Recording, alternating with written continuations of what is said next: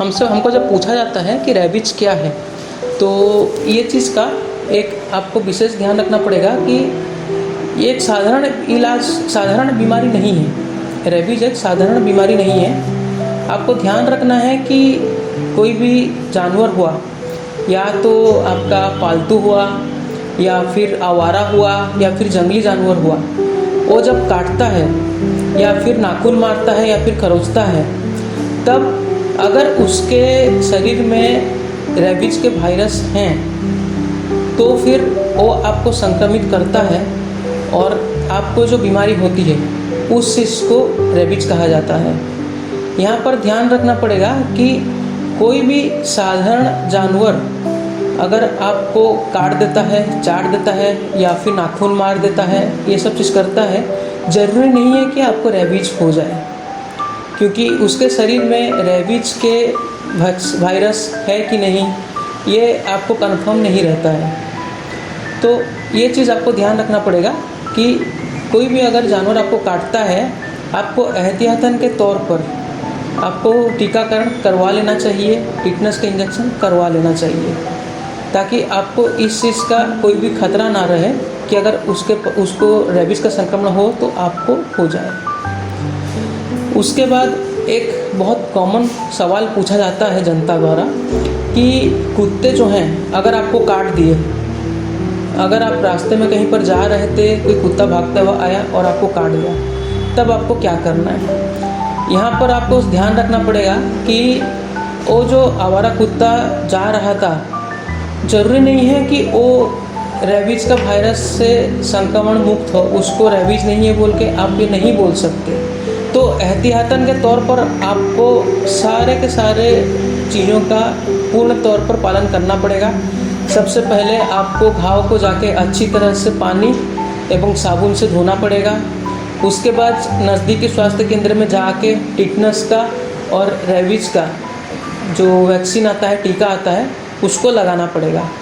उसके बाद जब आप वहाँ पर जाते हैं, रेबीज का टीका जब लगता है आपको, तो वहाँ पर ध्यान रखना है कि उसका एक शेड्यूल रहता है, 5 टीके लगते हैं उसके।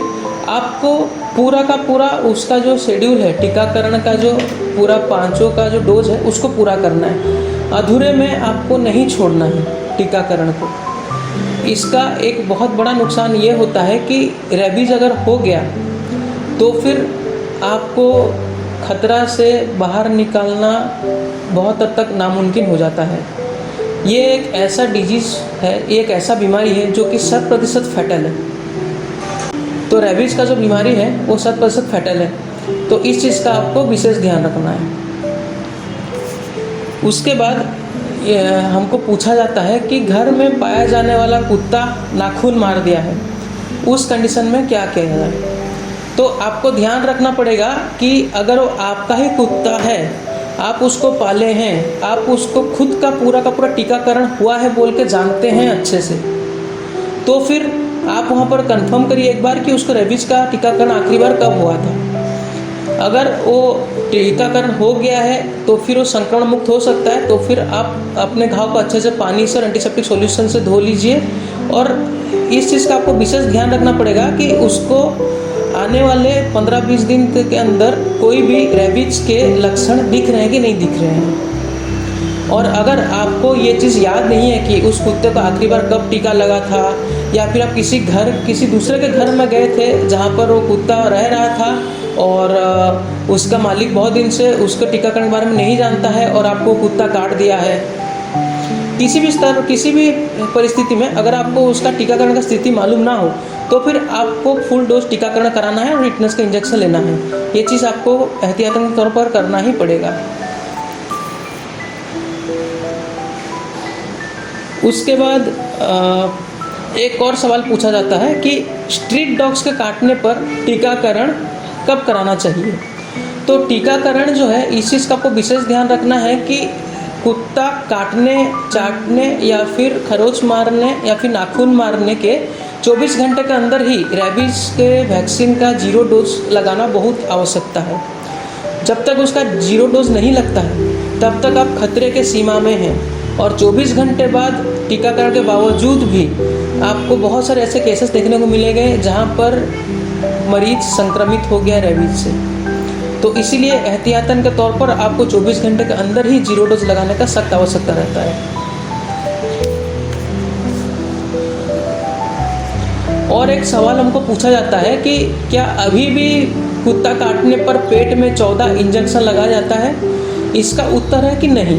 अभी आधुनिक ज़माने में विज्ञान इतना आगे बढ़ चुका है कि इसके आपको सिर्फ 5 इंजेक्शन लगते हैं, वो भी पेट में नहीं लगते, हाथ में या फिर कूल्हे में या फिर जांघ में लगते हैं। यहाँ पर आपको ध्यान देना पड़ेगा कि पहले के ज़माने में, आज से 10 साल के पहले के ज़माने में उनका टीकाकरण जो आया था उसका प्रक्रिया ही वही था जो आपका पेट में देते थे, 14 देते थे चारों तरफ, पेट के चारों तरफ। वो चीज़ अभी रिप्लेस हो चुका है। अभी जो है आपका ये टीकाकरण कोई भी नज़दीकी सरकारी स्वास्थ्य केंद्र उपलब्ध रहता है। कुत्ता काटने के 24 घंटे के अंदर ही आपको उसको 0 डोज लगाना है और उसके बाद आपको जो शेड्यूल उन्होंने बना के देंगे उस टीकाकरण शेड्यूल को पूरा, सारणी को पूरा फॉलो करना है। एक और सवाल पूछा जाता है कि क्या कुत्ते का भी रेबीज का टीकाकरण होता है? तो इसका जवाब है हाँ। कुत्ते का जैसे कि दूसरे बीमारियों के लिए वैक्सीन लगता है, टीका लगता है, वैसे ही रेबीज का भी टीका लगता है। तो आप अगर कुत्ता पालतू रखे हैं तो उसका टीकाकरण को पूरे समय पर बिल्कुल ध्यान दें और विशेषकर रेबीज का टीकाकरण का विशेष ध्यान रखें।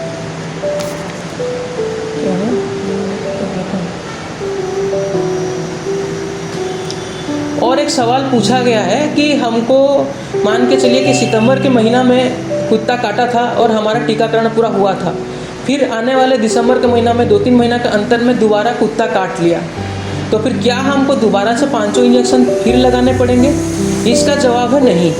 एक बार जब आपका टीकाकरण पूरा संपूर्ण कोर्स हुआ रहता है, 5 टीका लगते हैं जब आपके रेबीज के, अगर संपूर्ण कोर्स हुआ है तो फिर वो 1 से 1.5 साल तक उस चीज़ को आपके शरीर में बोला जाता है कि आपका शरीर उस चीज़ से लड़ने के लिए सक्षम है। इस वजह से आपको 1 से 1.5 साल तक अगर दोबारा अगर कुत्ता काट देता है तो फिर आपको टिटनस का इंजेक्शन लगाया जाता है और साथ में पानी से और साबुन से अच्छे से धोने का सलाह दिया जाता है। रेबीज का टीकाकरण नहीं करवाया जाता है बशर्ते आपके पास पुराना कागज़, पर्चियाँ, लिखित में कोई ऐसा सबूत हो जो ये चीज़ पूरा तरीके से ये चीज़ अच्छे से बता पाए कि आपको एग्जैक्टली कितना साल पहले या फिर कितना महीना पहले टीकाकरण हुआ था। अगर थोड़ा सा भी आपको इस चीज़ की शंका है या फिर शक है कि आपको 1.5-2 साल हो चुका है या फिर ज़्यादा समय हो चुका है टीकाकरण के रेबीज के, तो फिर आपको पूर्ण 5 टीकों का कोर्स करवाना ही आपके लिए सलाह दिया जाता है। और एक चीज़ पूछा जाता है कि रेबीज को रोकथाम के लिए हम क्या कर सकते हैं? देखिए, दुनिया में आप सारे कुत्तों को पालना बंद कर दें, उनको मार दें, ये सब संभव नहीं है। कुत्ते बहुत प्यारे जानवर होते हैं, इसीलिए उनको पालतू बनाया जा सकता है। उन लोग बहुत वफादार भी होते हैं, इस वजह से कुत्तों को रखा जाता है। आप रोकथाम के लिए उनको सही समय पर उनका संपूर्ण टीकाकरण करिए। उसके बाद आपको जैसे ही तुरंत खरोच वगैरह लगता है या फिर कुत्ता काट देता है तो फिर आप तुरंत ही उस चीज़ का ध्यान रखें कि आप उसको पानी से एवं साबुन से धो लीजिए। उसके बाद आप टीकाकरण का एक बार देख लीजिए कि उसको कब हुआ है, नहीं हुआ है, और आपको अगर कोई भी शंका लग रहा है तो फिर नज़दीकी स्वास्थ्य केंद्र में जाके टीकाकरण करा लीजिए। इसके अलावा बहुत बार म्यूनसिपैलिटी कॉरपोरेशन के द्वारा भी इन लोगों को टीकाकरण समय समय पर होता है, साथ में इन लोगों का नसबंदी भी होता है और साथ में इन लोगों का जो संख्या है उसको कंट्रोल करने के लिए और भी नसबंदी वगैरह किया जाता है। तो ये चीज़ सरकार अपने तरफ से पूरा कोशिश कर रही है, लेकिन सिर्फ उनके द्वारा कुछ नहीं हो पाएगा। आपको भी अपने तरफ से सुरक्षित रहना है और विशेष ध्यान रखना है कि अगर आपको टीकाकरण हुआ है तो फिर कब हुआ है, अगर नहीं हुआ है, अगर कुत्ता काट दिया है तो टीकाकरण ज़रूर करें।